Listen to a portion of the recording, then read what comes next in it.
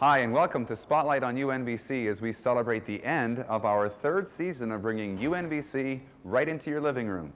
My name is Rob Van Addercombe, and on this episode we'll profile both the First Nations and Women's Studies programs at the university. As well, we'll preview the 1996 Winterfest coming up at UNBC next month. Those stories and many more are still to come on this episode of Spotlight on UNBC.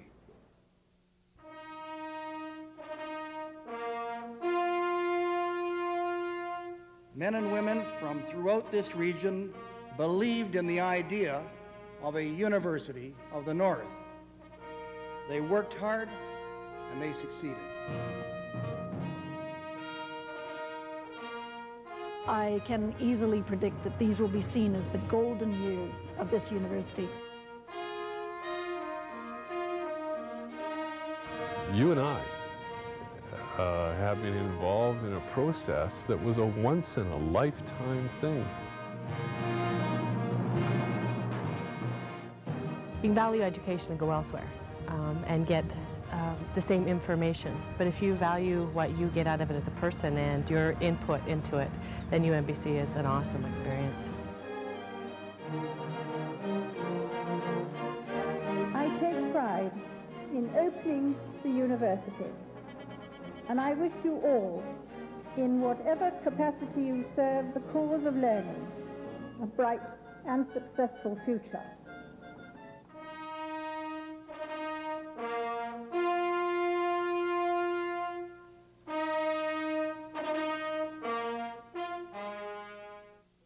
Enrollment at UNBC has jumped about 60% in the past year. There are now about 2,400 UNBC students, up from just over 1,400 last year.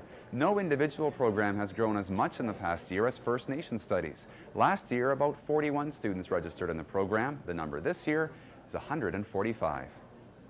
In the past year, we've had an increase of 164% in terms of majors coming into the program.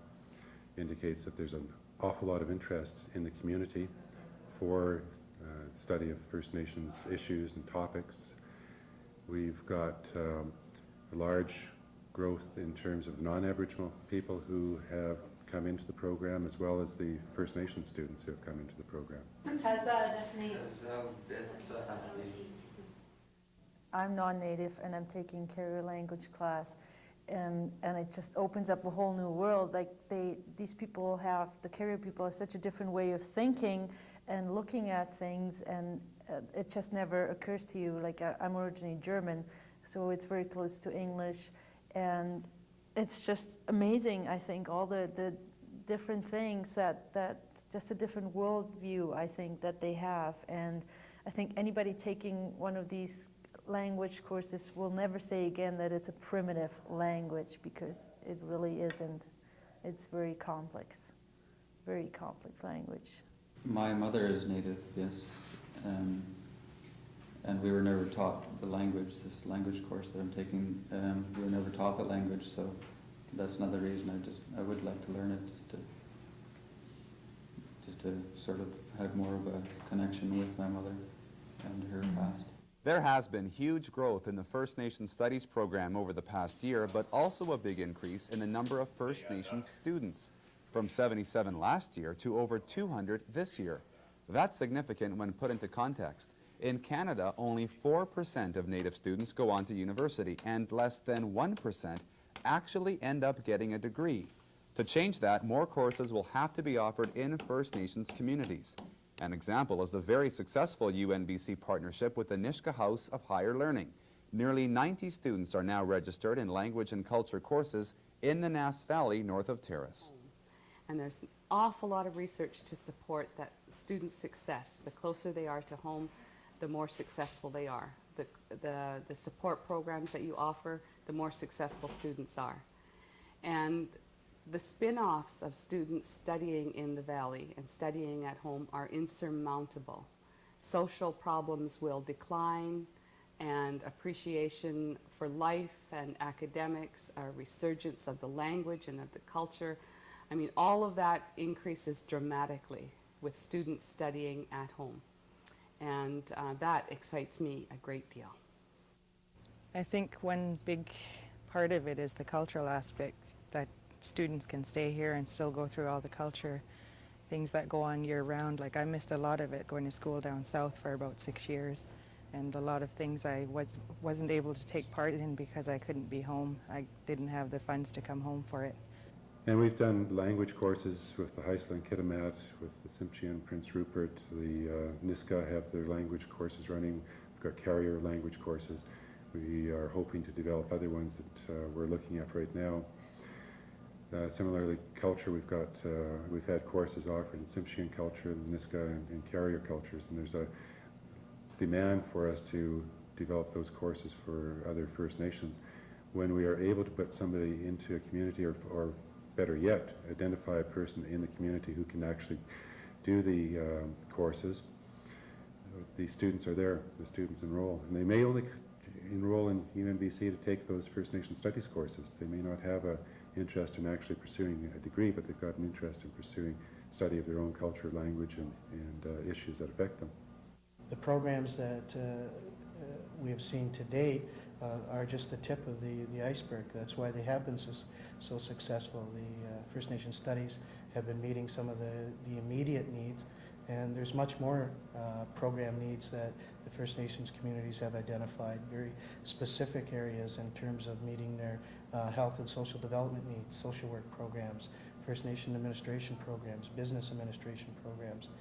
These are all programs that are required and have been identified by First Nations communities to be looked at by the university and hopefully implemented as time, finances, and professional resources permit. The Native people, that especially younger generation, if they see that their language is being taught in a university, I think will give them a bit more incentive to pick it up at home from their parents, and that's how you get fluent, and that's how the language will continue, I think. So they see that their language has relevance even today in this society. First Nation Studies is one of the areas of academic emphasis at UNBC, but so too is Women's Studies. It's actually one of the most rapidly developing programs at universities across the country. But because it's so new, many people are curious as to what opportunities are available with a degree in Women's Studies. I would turn it around and say, what can't you do with a degree in Women's Studies? Apart from the obvious that you can go to graduate school, which of course you can do, because you can take an MA or a PhD degree in Women's Studies and Gender Studies. I think you can apply for any sort of position, because it's quite evident that knowledge of contemporary issues that have to do with gender relations, men and women, with sexism, with violence, with knowledge about how to handle sensitive issues, is really important. So we find that a degree in Women's Studies, and in fact even just a knowledge, a few courses in Women's Studies would enhance a student's qualifications for government, for business, for international relations, for law, human justice firms and companies, for the healthcare, for education, business, if I haven't mentioned it, the sciences and the social sciences, just about anything. I think Women's Studies, there's a lot of people who want to take a Women's Studies course, or a couple, just to kind of find out what it's all about. I think there's a lot of curiosity about it. Obviously, there are some people who have certain negative stereotypes about it and would never go near it for that reason, and just, and devalue it, and, can only think about it in negative terms.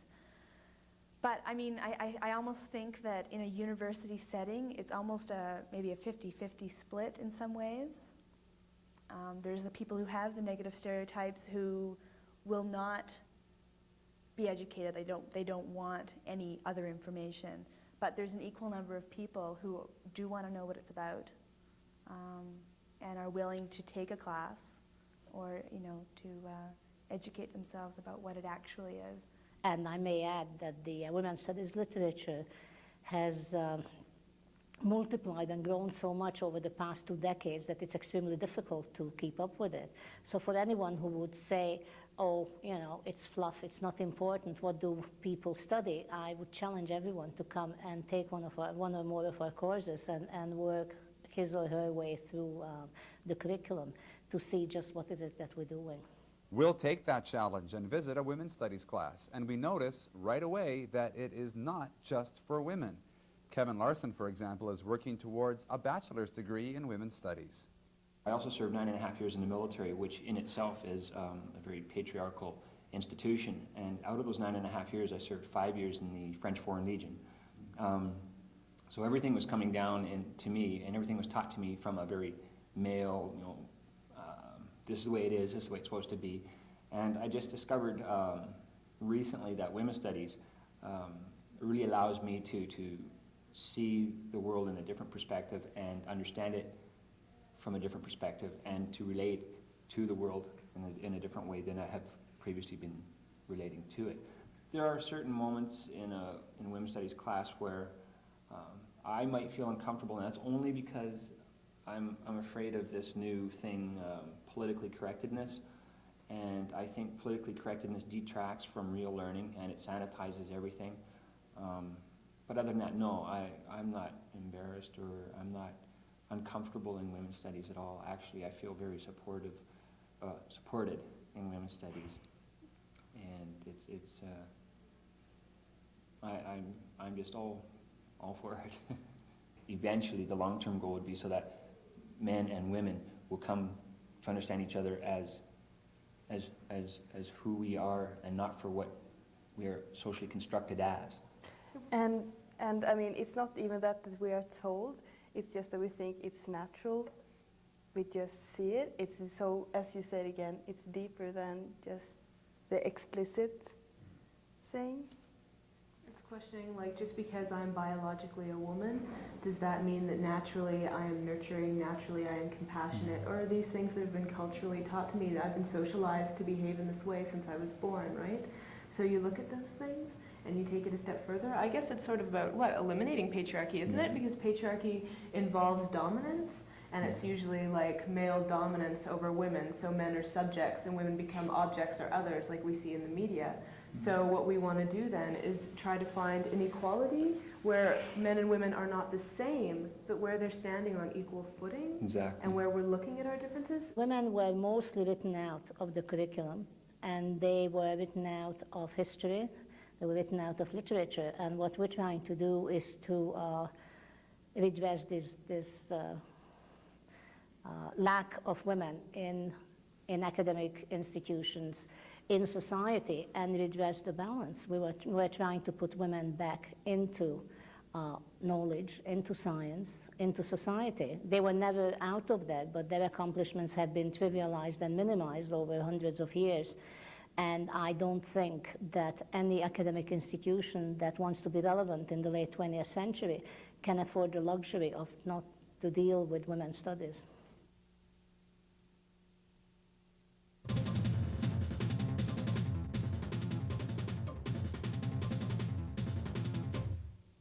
About a dozen female students took part in the first of a series of self-defense classes last month. The workshop was designed to give women both the skills and the confidence they would need if faced by an attacker. No! Ready! No! This course is RAD. It's Rape, Aggression, Defense. It's based on the dynamics of an assault from a man onto a woman. So there's different dynamics in a common assault.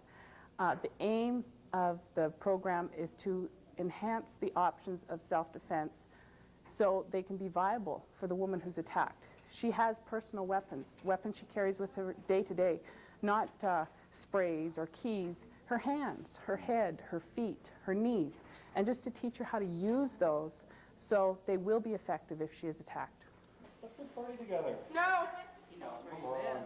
No! Come on. No! Fight! Get her! Well, I know how to defend myself now. You know?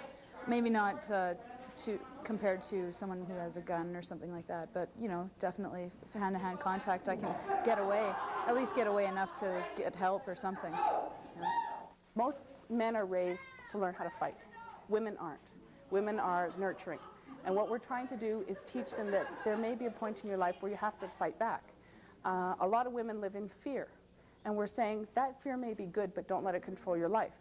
Here's some things that you can do to help you overcome the fear so you know how to react. You don't always have to give in. There is another way.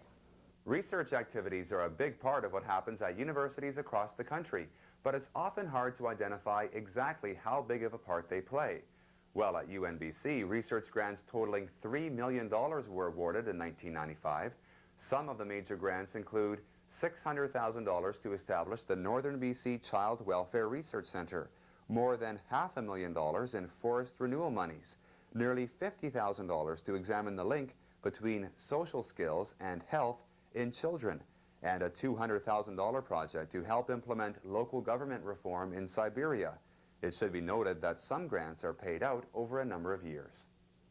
UNBC Political Science professor John Young was awarded that grant to implement local government reform in Siberia, but he'll be in a different part of Russia for at least part of the summer.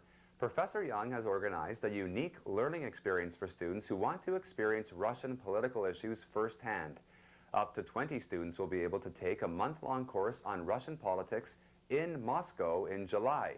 The course will be taught in English by Russian professors, and the total cost, including tuition, accommodation, and transportation, will be about $3,500. 2 years ago, the political parties we would have focused on would have been Russia's Democratic Choice and maybe the Liberal Democratic Party, Zhirinovsky's gang.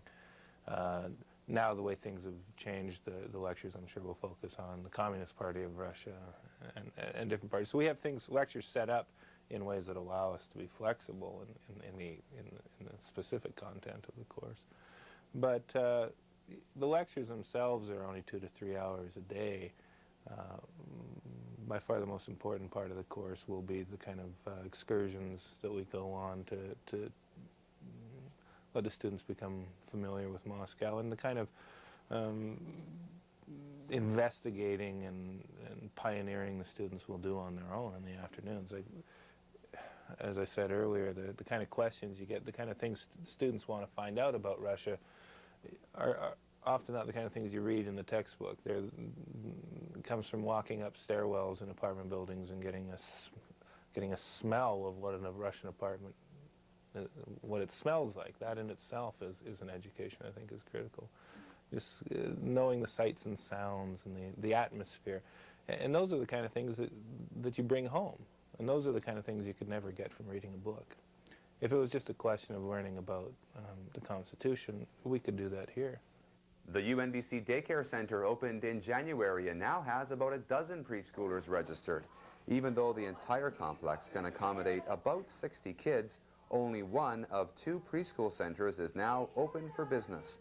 The other preschool area and a section for toddlers will likely open in September. Nevertheless, there is space available, and while the first priority for the center is to look after the needs of students and employees, the service is available to the general public. To wrap up the news headlines this month, we're starting 2 new regular features. First, we're starting a monthly progress report on the UNBC fundraising project. The North to the Future campaign raises money primarily for scholarships and bursaries, and the first ever award ceremony for scholarship and bursary winners and their donors was held at the end of last month. We are here to celebrate our students, their scholarship, their ability to take personal advantage of the opportunities this university has made available to them, their hard work, their talent, and their achievements. Universities exist primarily for their students, and my colleagues and I are proud to join with you, our students, this evening to celebrate your success, those of you who are being presented scholarships and academic awards, and to acknowledge the central role that you play in making UNBC a university deserving of the name. About 100 awards were handed out during the ceremony. The average scholarship is worth about $1,250, and the average bursary is about $800. Considering a full-time student pays about $2,200 per year for tuition, it's easy to see why scholarships and bursaries are a big deal to students and may mean the difference between attending university or not. It's kind of the thing that made me decide to actually go to university. Otherwise, I was thinking, well, maybe I'll just work for a few years. And You know, you think, well, what if I get out of the school group? How long will it take me to get back in? But here you are thinking, oh my goodness, people are going to give me money to keep studying. I've actually got more of an incentive than just getting good grades. So, I mean, it makes it that much easier to make up your mind and do something. Regular viewers of Spotlight on UNBC will recall that the December episode was dedicated to the application of technology at Canada's newest university. Well, it was so easy to fill an entire show that we decided to make high-tech news a regular feature on every episode of Spotlight on UNBC. High-tech news this month is looking at a new service allowing students to apply to university electronically over the World Wide Web. This used to be the only way to apply. Watch this. This is the PASBC homepage, and there's a number of different choices. There's an introductory section called Welcome to PASBC. There's the online application section, and then there's a link that goes to other BC post-secondary institutions, so you could find out about universities or colleges, whatever. So we're going to click on the online application, and there's some instructions up top. It says that right now this is a pilot project. It's for students wanting to attend the universities in BCIT. And there's a number of different choices. We're going to start a new application, and there's a screen that gives you some instructions as to how to go about filling out the application. So we'll start the application.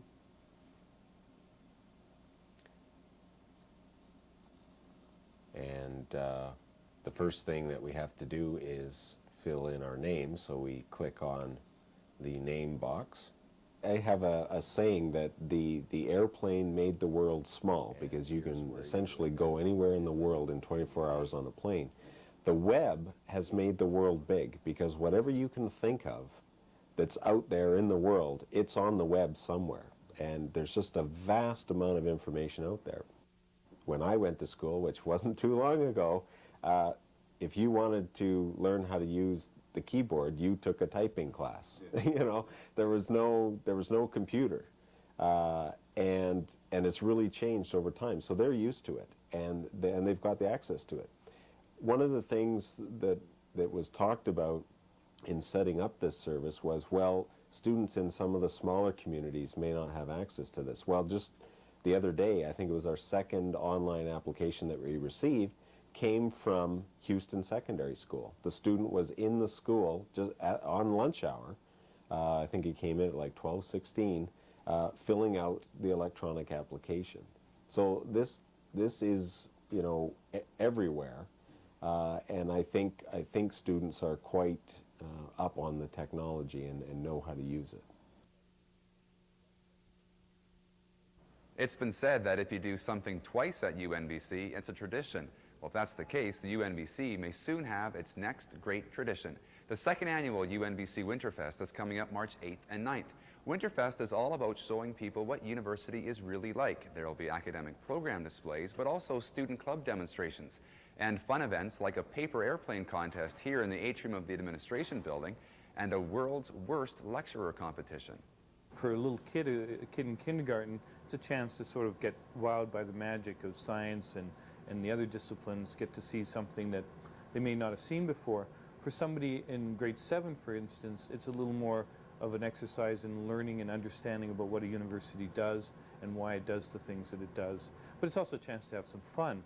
By the time we get somebody who's in, for example, grade 12, it should be a chance for them to actually go and talk to professors and say, this is what I'm interested in doing when I come to university. This is the profession I'd like to pursue. What courses am I going to have to take to get there? What courses should I be looking at?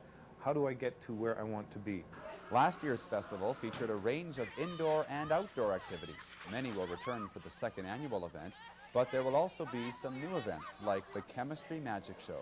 If you take ordinary 2% milk and you pour it in a pie plate, it looks like something a cat would want to drink out of.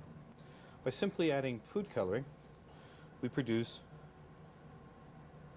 a nice pattern of yellow dots. Looks a bit like fried eggs. We could add some green food coloring, ordinary everyday green food coloring.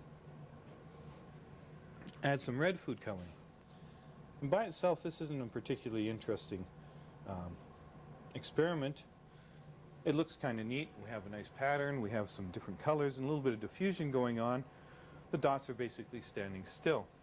But if we were to add, for example, a little bit of dishwashing soap,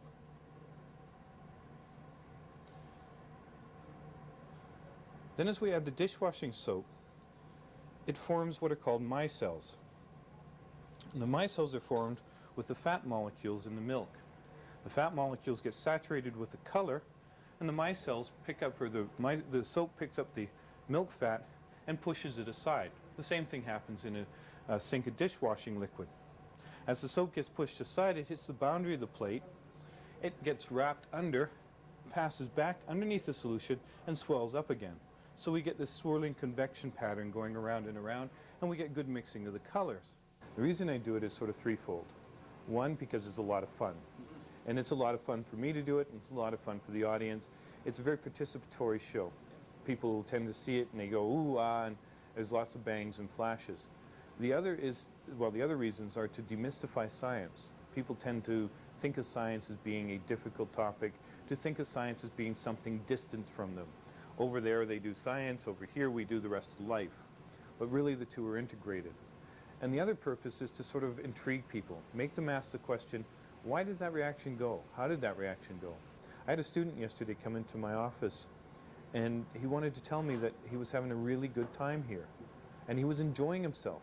He enjoyed his classes. His comment was, it's wonderful to be at an institution where all the professors are young, excited, and into their subjects. And I said, where was he before? And he was at one of the southern universities. We won't name which one.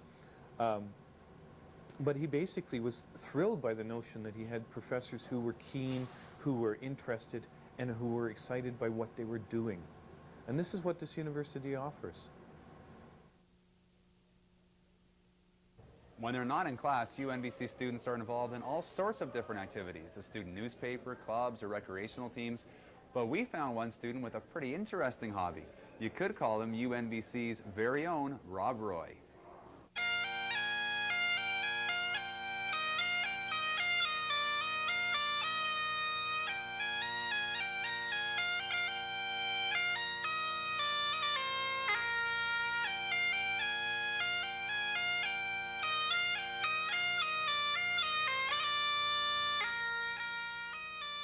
I played the Legion pipe band. For practicing, I just come out to the Canfor Theatre here. I do most of my practicing. Occasionally, on very rare occasion, I'll play outside, which is the other day before Remembrance Day. I was playing out when it was about minus 20, and the snows were just howling through. I don't like to make a habit of that, though. You started off by blowing into the blow stick here. Now, what is in here? There's a one-way valve, so air can go in but not out. Then it has the option, or the choice is to go out the chanter, which has a double reed inside. It's your melody note, melody part. It's the one you hear making all the tunes. There's 9 holes, and from these holes you hear all the tunes. And the constant background noise comes from the 3 drones. There are 2 tenors and a bass drone. Inside each of the stalks here, it's a reed about so long, a cane reed, 1 flap, and that vibrating resonates through the drone, and you tune these things by sliding the chamber up and down. So it lengthens or shortens the chamber. So you start it off by blowing into the bag, give it a punch, starts the drones going, blow a little harder, gets the chanter going, and you start on your tune. And when you get to the end of the tune, you just keep on compressing the air out until you have nothing left, and take your arm off the bag until bang, it stops. Give us a demo.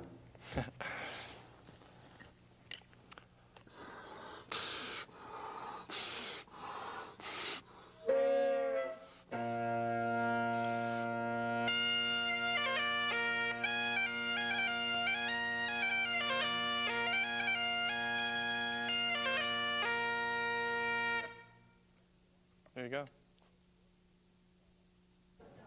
Thanks for watching as we begin our 4th season of Spotlight on UNBC.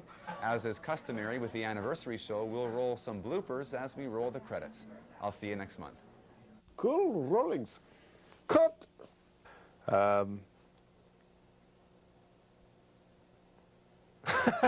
You'll have to edit that one out. There are a lot of really interesting experiments that demonstrate some phenomenally phenomenal, some really interesting phenomena. How have you seen things grow in the past year, and how do you react to that? Well, I'm happy. I'm happy as it can be. Did it meet your expectations? Did it do what you accomplished? I hope these are going to be outtakes. I hope these will be outtakes. You can put them at the credits. Your at the part, end. your Yeah, part my will part, the whole thing. And the straight.